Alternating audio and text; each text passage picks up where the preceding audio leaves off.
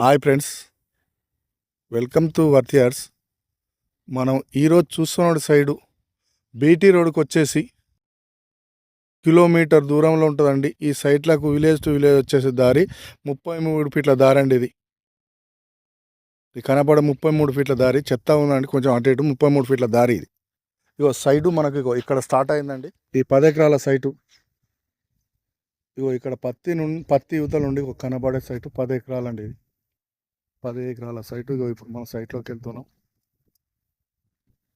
ఇది మట్టి రోడ్డు కానుకొని ఉంటుందండి. మంచి రెడ్ సాయిలు.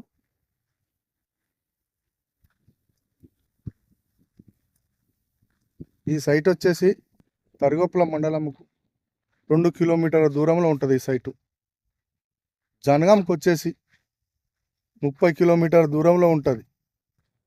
చర్యాలకు వచ్చేసి 35 కిలోమీటర్ డిస్టెన్స్లో ఉంటుంది. హన్మకొండకు వచ్చేసి 45 కిలోమీటర్ల దూరంలో ఉంటుందండి.